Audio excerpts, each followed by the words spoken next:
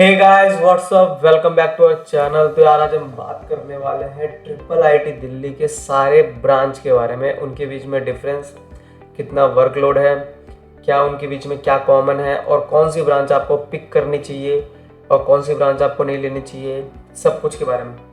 Okay तो यार सबसे पहले तो यार यहाँ पे जितने भी ब्रांचेज है, most of them, all of them आपकी कंप्यूटर से रिलेटेड है, सिर्फ आपकी ईसीई को छोड़ के। लेकिन ईसीई में भी आपको फर्स्ट पूरे ईयर आपको कंप्यूटर के बारे में पूरा पढ़ना है और शायद उसके बाद भी कंप्यूटर का एक सब्जेक्ट आपका हमेशा रहने वाला है। ओके, और मोस्टली उसके अंदर आगे आने वाले समय में आपको इलेक्ट्रिकल के कंपोनेंट डालते जाएंगे। ओके, तो ये सबसे पहले बात कर लेते हैं सीएसई के बारे में। ये सीएसई से रिलेटेड टोटल कौन कौन सी ब्रांचेस हैं कंप्यूटर से रिलेटेड हमारे ट्रिपल आईटी दिल्ली में? CSE, CSAI, CSAM, CSAM, CSSS, okay, CSB और आपकी कोई सीएसडी।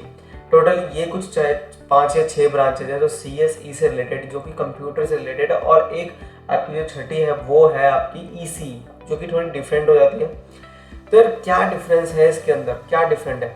तो ये सबसे पहले जो बच्चे सोच रहे हैं कि एडमिशन किस में लूँ किस में, तो ये सबसे पहले अपनी प्रायोरिटी रखना सीएसई में, क्योंकि सीएसई में आपको सारे चीज़ों के बारे में पढ़ना होगा, कंप्यूटर के बारे में। होल जितना भी आप सीएसई में होता है ना, वो सबसे ज़्यादा इंपॉर्टेंट होता है सीएसई का।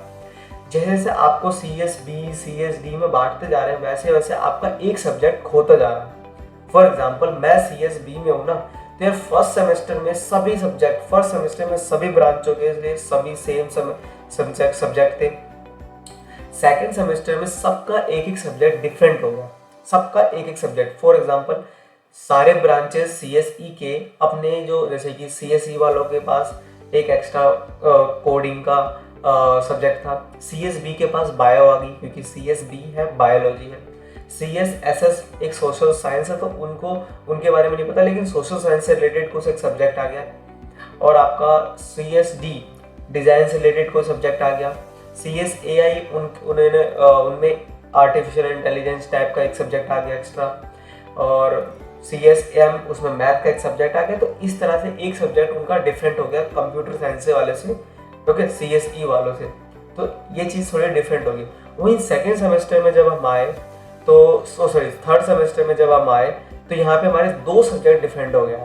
अब मेरे पास फॉर एग्जांपल थर्ड सेमेस्टर में मैं सीएसबी का स्टूडेंट हूँ, थर्ड सेमेस्टर में हूँ, तो मेरे पास 2 बायो के सब्जेक्ट आ गए, 3 प्रोग्रामिंग। ओके, फर्स्ट मेरे पास अभी इस समय मैथ है, सेकंड पे ऑपरेटिंग सिस्टम है, थर्ड पे हमारा एडवांस प्रोग्रामिंग है और 2 बायो के सब्जेक्ट है क्योंकि मैं सीएसबी का हूँ। अगर मैं सीएसई का होता तो मेरे पास 2 बायो की जगह प्रोग्रामिंग के कोर्स होते हैं। तो आप समझ रहे हैं ना, तो यहाँ पे 2 प्रोग्रामिंग के कोर्स मेरे लिए बहुत इफेक्टिव करेंगे प्लेसमेंट के टाइम पे, क्योंकि प्लेसमेंट के टाइम पे सीएसई वाले स्टूडेंट को प्रोग्रामिंग की ज़्यादा लैंग्वेज, ज़्यादा इन्फॉर्मेशन होगी एज कम्पेयर टू मी, क्योंकि मैं वहाँ पे बायो पढ़ रहा हूँ। ओके, तो ये डिफरेंस है सारे ब्रांचों का। ठीक है, अब तो मोस्ट लगता है समझ में आ गया होगा क्या डिफरेंस है सारे ब्रांचों के बीच में। और अगले 4th सेमेस्टर में जाऊँगा तो ये शायद से बायो में कुछ एडवांस कर दे। वो प्रोग्रामिंग तो रहेगी, सीएसई है तो सीएस अगर हमारे में सब में तो प्रोग्रामिंग रहेगी, बट सीएसई वालों से हम कितना कम है वो पता लगाते हैं, क्योंकि सीएसई वाले हमसे ज़्यादा एडवांस प्रोग्रामिंग कर रहे हैं, कुछ अलग सीख रहे हैं, क्योंकि उनके पास हमारे बायो की जगह 2 एक्स्ट्रा प्रोग्रामिंग लैंग्वेज है। वहीं अगर सीएसएस के स्टूडेंट होते हैं तो वहाँ पे उनकी जगह कोई हमारे बायो की जगह कोई दूसरी सब्जेक्ट होता है। वैसे ही सीएसएम के पास कुछ मैथ का सब्जेक्ट होता है, सीएसएआई के पास कुछ एआई टाइप का कोई सब्जेक्ट होता है। तो इस तरह से सब्जेक्ट बटे हुए हैं। ओके, और वहीं ईसी वाले का भी अलग सब्जेक्ट इस तरह से कुछ बटा हुआ है। ओके, अब वर्कलोड की बात करें तो यार सबसे पहले तो सबसे ज़्यादा वर्कलोड होपफुली मुझे पता सीएसई का है। क्यों? क्योंकि वहाँ पे 2 एडवांस प्रोग्रामिंग के सब्जेक्ट आ गए ना, क्योंकि बाकी सारे ब्रांचों में सीएस के साथ साथ एक अलग सब्जेक्ट है। ओके, तो सीएसई वालों के पास एडवांस प्रोग्रामिंग के नाम पे 2 सब्जेक्ट हैं जो सारी प्रोग्रामिंग के हैं, तो उनके पास असाइनमेंट भी ज़्यादा है और असाइनमेंट के साथ साथ थोड़े टफ असाइनमेंट भी होते हैं यार सीएस में, तो वो भी है। उसके बाद आता है सीएसडी वालों के पास डिजाइनिंग में बहुत वर्क होता है, क्योंकि डिज़ाइनिंग में वो बहुत ही कॉम्प्लेक्स डिज़ाइनिंग भी करवाते हैं, तो शायद कॉम्प्लेक्स डिज़ाइनिंग में आपका टाइम बहुत ज़्यादा है।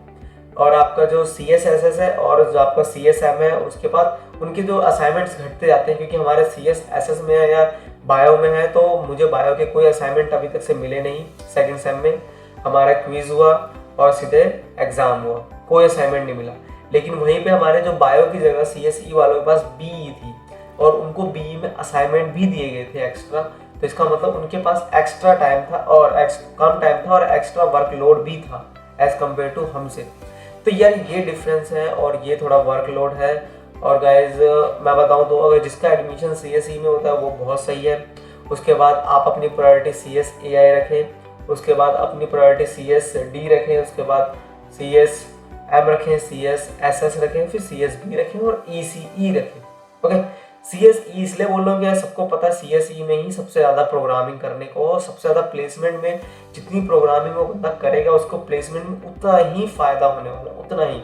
अब हम 2 बायो की सब्जेक्ट पढ़ रहे हैं, वो मुझे बायो में इंफॉर्मेशन देगी, ठीक है, वो मेरे को बायो जेनेटिक्स पढ़ा रहे हैं तो बायो के रिलेटेड इंफॉर्मेशन देगा, तो जो मैं आगे बायो में ही यूज़ कर सकता हूँ। लेकिन वो कोडिंग में मेरा कोई फ़ायदा नहीं है। मुझे कोडिंग में सिर्फ 2 ही सब्जेक्ट है, जो ऑपरेटिंग सिस्टम और मेरा है आपका ऑपरेटिंग सिस्टम है और मेरा है जो कि है एडवांस प्रोग्रामिंग। यही 2 सब्जेक्ट है मेरे पास एक प्रोग्रामिंग के, जो मुझे काम देंगे मेरे प्लेसमेंट के टाइम पे। लेकिन CSE वालों के पास वो 2 सब्जेक्ट एक्स्ट्रा हैं जो उनको बहुत ही प्रॉफिटेबल बनाते हैं। ओके, सो यार समझ में आया होगा क्या वर्कलोड है, क्या नहीं है और क्या डिफरेंस है सब सब्जेक्ट के बीच में, ठीक है।